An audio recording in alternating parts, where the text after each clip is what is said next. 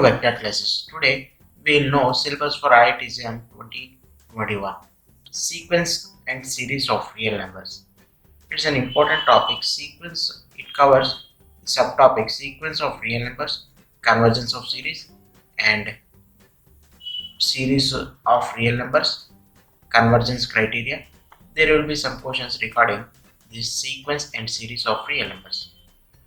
The next important topic is real analysis.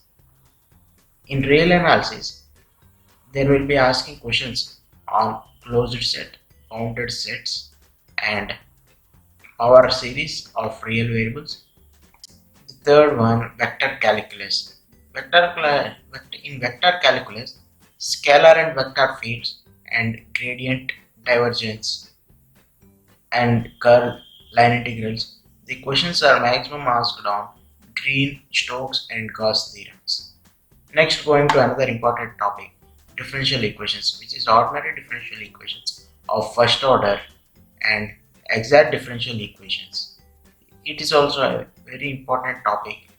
It is also a very important topic for IIT exam 2021. And these are the syllabus. Once stick to the syllabus. Next, this is a clear analysis for IIT exam 2021.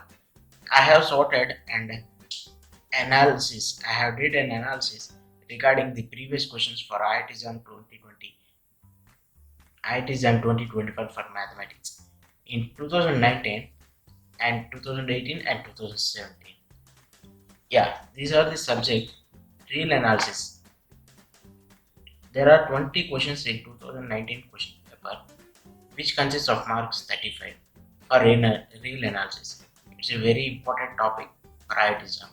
The second one is linear algebra, which contain 9 questions in 2019 question paper, which can get up to 15 marks.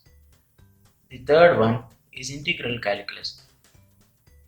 We have got 8 questions in 2019 for 11 marks, and modern algebra, first modern algebra of 6 questions and for 11 marks. Differential equations of 6 questions in 2019 for 10 marks. Functions of several variables of 6 questions for 10 marks. Vector calculus of 5 questions for 8 marks. Vector calculus is a very easy and important chapter which we can get up to 8 marks for easy questions.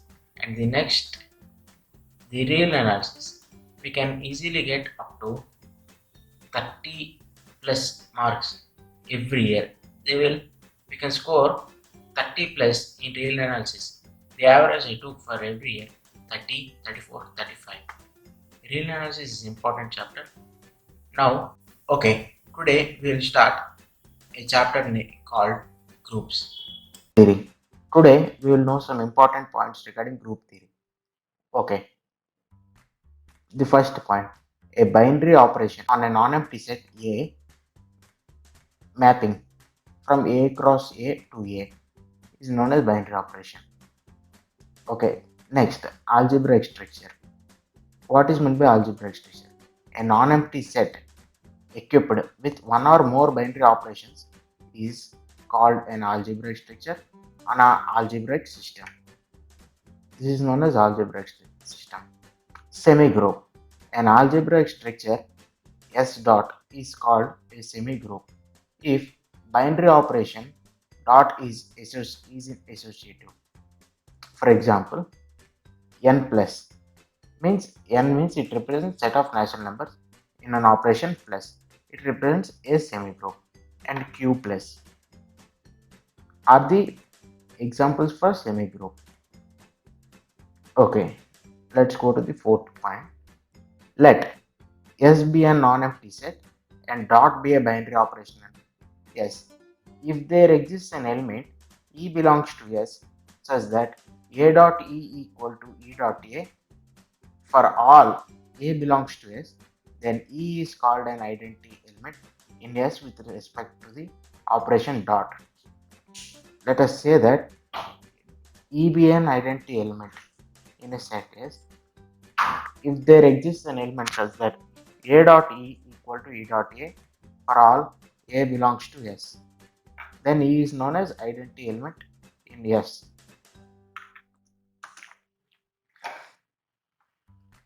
The fifth point, a non-empty set S equipped with a binary operation dot is called a monoid if dot is an associative and there exists an identity element with respect to the binary operation.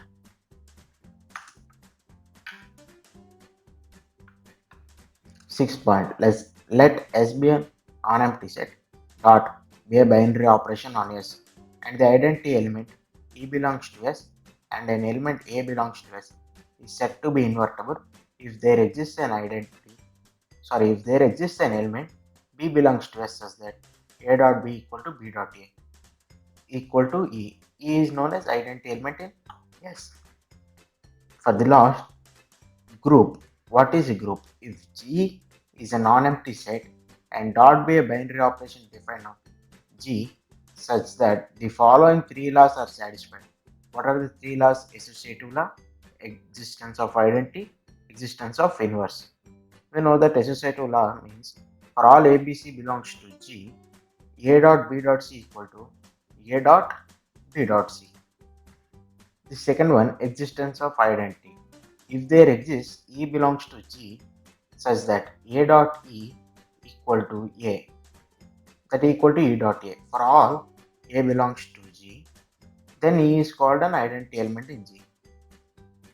Existence of inverse, if for each A belongs to G, then there exists an element B belongs to G such that A dot B equal to B dot A equal to E. Then B is called inverse of A.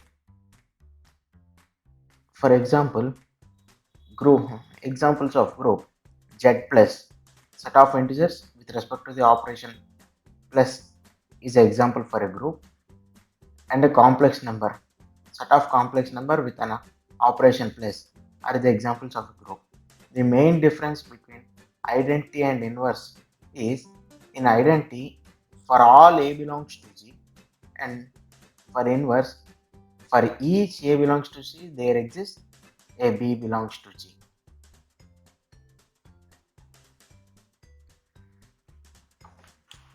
Okay, eighth point. The number of elements in a finite group G is called order of the element and is denoted by of 0 of G. Sorry. If G is infinite, we say that order of group is infinite. In a group G, identity element is unique. In a group G, identity element is unique. The second one, inverse element of any element is unique. If A belongs to G, if A belongs to G and order of A equal to order of A inverse. If A belongs to G, order of A equal to N, then then P is relatively prime to the N, then order of A power P equal to N. Finally, for today, we will be knowing about what is abelian group or what is abelian group or commutative group. What is abelian group or commutative group? For the group A comma B belongs to G, A dot B equal to B dot A, then G dot is said to be abelian group or commutative group. Okay, thank you.